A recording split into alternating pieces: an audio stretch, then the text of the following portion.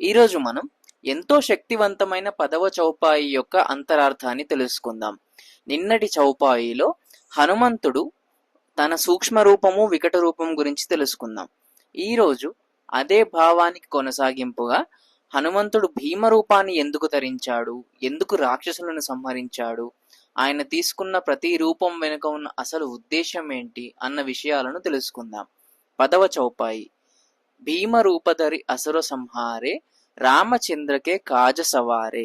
అత్యంత శక్తివంతమైన ఉగ్ర రూపాన్ని ధరించి రాక్షసులను సంహరించిన వాడా, శ్రీరామచంద్రుని యొక్క కార్యాలను విజయవంతంగా పూర్తి చేసిన వాడా. నిన్నటి చౌపాయిలో వికట రూపం గురించి తెలుసుకున్నాం.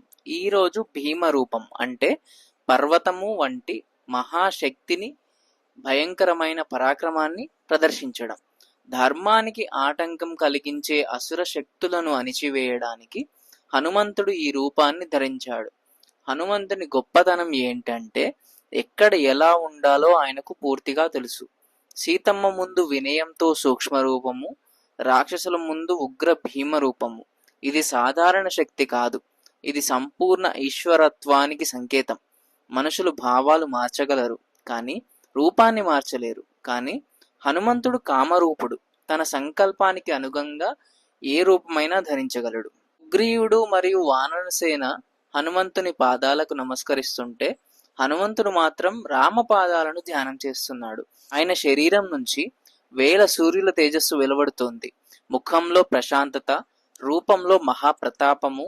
ఆయన గర్జనతో రాక్షసులు భయంతో వణికిపోతున్నారు.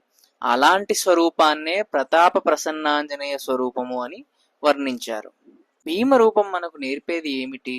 మనలోని కామ, క్రోధ, లోభ, మోహాలే అసలు అసురులు. హనుమంతుని భీమ రూపాన్ని ధ్యానం చేస్తే ఈ అంతర్గత శత్రువులను జయించే ధైర్యం కలుగుతుంది.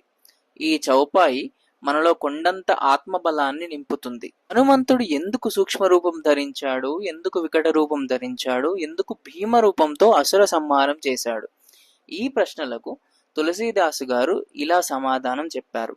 రామచంద్రకే కాజు సవారే అంటే శ్రీరాముని కార్యాన్ని విజయవంతం చేయడం కోసం హనుమంతుని ప్రతి శ్వాస, ప్రతి రూపము, ప్రతి యుద్ధము అన్నీ రామకార్యానికే అంకితం.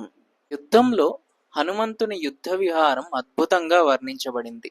ఒకసారి యుద్ధంలో హనుమంతుడు ఒక మహారాయిని ఎత్తుకొని రావణుని వైపు దూసుకెళ్లాడు. ఎర్రని కళ్ళు, ఎర్రని ముఖము, మండుతున్న అగ్నిలా తేజస్సు. రావణుడికి హనుమంతుడు కాలాంతక యమునిలా కనిపించాడు. ఓ దుష్టా, నిలువురా అని గర్జిస్తూ దూసుకొచ్చే ఆ రూపాన్ని చూసిన వెంటనే రాక్షసులు భయంతో వణికిపోయారు. హనుమంతుని భీమ రూపము, వికట రూపము, సూక్ష్మ రూపము ఇవి భక్తులకు ఎప్పుడు రక్షా స్వరూపాలే. ఏ రూపం కూడా భక్తుల కోసం శిక్షారూపం కాదు. ధర్మాన్ని కాపాడడానికి మాత్రమే ఆయన ఉగ్రతత్వాన్ని ప్రదర్శిస్తాడు. రామకార్యం అంటే ఏమిటి? సీతమ్మను వెతకడం మాత్రమే రామకార్యం కాదు. రావణ సంహారం మాత్రమే రామకార్యం కాదు. లోక రక్షణ, ధర్మరక్షణ, భక్తుల రక్షణ ఇవన్నీ రామకార్యాలే. ఆ రామకార్యానికి సహకరించిన మహాశక్తి హనుమంతుడు.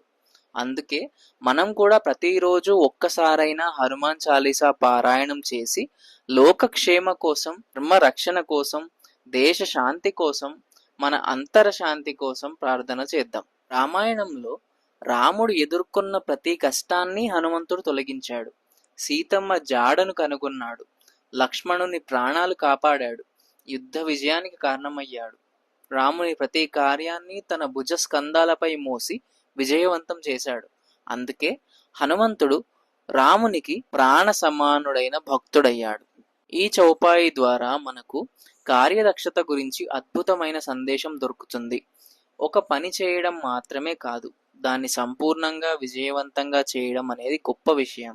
హనుమంతుడు తనకు అప్పగించిన పనిని పూర్తి చేయడమే కాదు, తన ప్రభువుకు ఎలాంటి ఇబ్బంది కలగకుండా చక్కగా నిర్వహించాడు.